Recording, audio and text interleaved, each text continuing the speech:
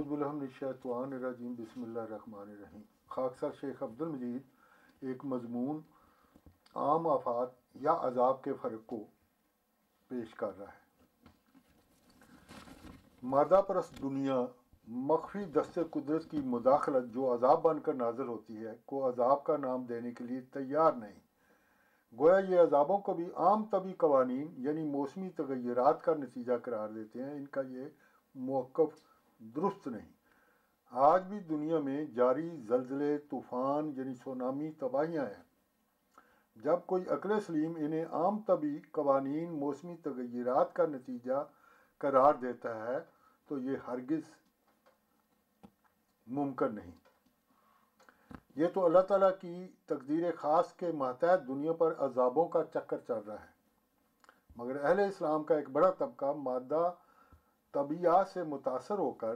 اللہ تعالیٰ کے عذاب کو بھی عام طبی حوادث سمجھ رہا ہے، جبکہ قرآن کریم اور تاریخ مذاہب سے یہ ثابت ہے کہ یہ عذاب مغزوب قوموں پر اللہ کی ناراضگی یعنی غضب کا نتیجہ ہے۔ یعنی جو قومیں مامور زمانہ کا انکار کرتی ہیں یا ایمان لانے کے بعد آسمانی کتاب کی تعلیم یا شریعت کی پیروی سے منہ موڑ کر فسق و فجور اور اخلاقی ابتری اور بدعمالیوں کو اپنے مسلک کے طور پر اختیار کر لیتی ہے، گویا یہ قوم خدا کے عذاب کی مستحق بن چکی ہوتی ہیں، جیسے قوم نوح، قوم عاد، قوم لوط، قوم بنی اسرائیل جن پر عذاب نازل ہوئے۔ قدیم سے گویا خدا کے قانون شریعت کی باغی قومیں خود اس کے غضب کو دعوت دیتی ہیں تو ان پر خدا کی طرف سے عذاب نازل ہوتے رہے ہیں۔ خدا کی بے بہار نعمتوں، عنایتوں، اس کی رحمتوں کے علاوہ خدا کا عذاب دینا بھی اس لیے ضروری ہے کہ جس طرح ایک مالی پھلدار درختوں کی حفاظت کرتا ہے، اس کو نقصان پہنچانے والی جڑی بوٹیوں کو تلف کرتا ہے، ایسا ہی کام یعنی عذاب دینا خدا کے بڑے پلان کے متحد ہوتا ہے۔ آج بھی دنیا کی مسلم اقوام اور دیگر غیر مسلم اقوام جو فسق و فجور، اپنی شوخیوں اور شرارتوں اور اپنی بدعمالیوں سے حد سے گزر جانے کی وجہ سے خدا کے غضب کے نیچے ہیں اور مختلف قسم کے عذابوں کی زد میں ہیں۔ بالخصوص آج کی دنیا میں ہر عقل سلیم کو عذابوں کی ایک زنجیر نظر آ رہی ہے کہ دنیا زلزلے، طوفان، سونامی کی ہلاکتوں اور دیگر کئی قسم کی ایڈز جیسی موذی بیماریوں، عذابوں کی ہلاکتوں کی زد میں ہے۔ گویا عذابوں کی اس زنجیر کا سلسلہ ہے کہ جو ختم ہونے کا نام نہیں لے رہا۔ اگر یہ عام قانون قدرت، عام طبی قانون کے متحد محض قدرتی حوادث ہیں تو پھر عام جاری قانون قدرت کی روح سے ان عذابوں میں فاسق مومن سمیت بلا امتیاز کی ہلاکت مقدر ہونا چاہیے تھی، مگر قدیم سے یہ اللہ کی سنت چلی آ رہی ہے کہ جن اقوام پر عذاب نازل ہوئے، مثال کے طور پر قوم نوح، عاد، سمود، فرعون کی قوم اور دیگر اقوام پر عذاب کا نشانہ بنی، مگر ہر دفعہ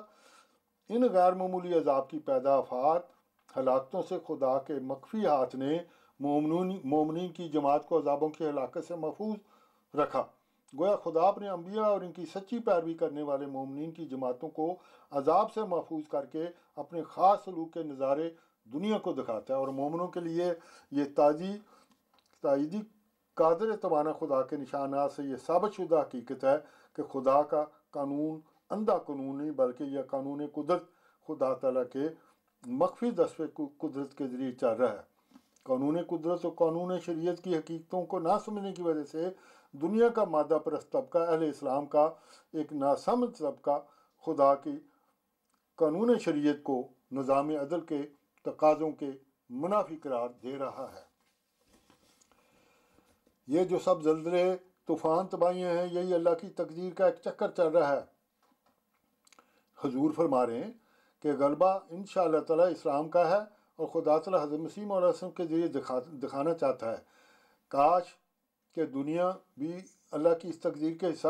کے لوگ بھی اللہ کی اس تقدیر کا حصہ بننے کے لیے اس جماعت کا حصہ بنیں، آپ کی مددگار بنیں، مخالفتیں ترک کر دیں۔ اس زمانے میں بھی آفات آ رہی ہیں جو حضرت مسیح موعود کی تائید میں ہیں۔ بعض لوگ سوال کرتے ہیں کہ امت الکفر یا بڑے بڑے لوگ مخالفت کر رہے ہیں اور آفات سے ہم بیچارے غریب مارے جاتے ہیں، اس کی کیا وجہ؟ اس کے بارے میں حضرت مسیح موعود علیہ السلام نے جواب دیا کہ آپ کے الفاظ پیش کرتا ہوں۔ حضور فرما رہے ہیں غرض عادت اللہ اسی طرح پر جاری ہے کہ جب کسی صادق کی حد سے زیادہ تکذیب کی جائے یا اس کو ستایا جائے تو دنیا میں طرح طرح کی بلائیں آتی ہیں۔ خدا تعالیٰ کی تمام کتابیں بھی بیان فرماتی ہیں اور قرآن شریف بھی یہی بیان فرماتا ہے، جیسے کہ حضرت موسیٰ کی تکذیب کی وجہ سے مصر کے ملک پر طرح طرح کی آفات نازل ہوئیں، جوئیں برسی، مینڈکیں برسی، خون برسا اور عام قحط پڑا، حالانکہ ملک مصر کے دور دور کے باشندوں کو حضرت موسیٰ کی خبر بھی نہ تھی، اور نہ ان کا اس میں کچھ گناہ تھا، اور نہ صرف یہ کہ یہ تمام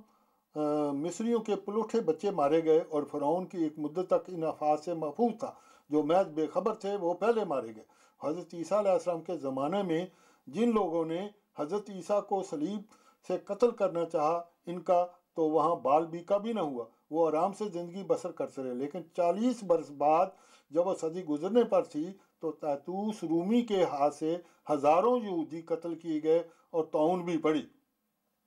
قرآن شریف سے ثابت ہے کہ یہ عذاب حضرت عیسیٰ علیہ السلام کی وجہ سے تھا۔ اللہم صلی علی محمد وعلی آلہ محمد۔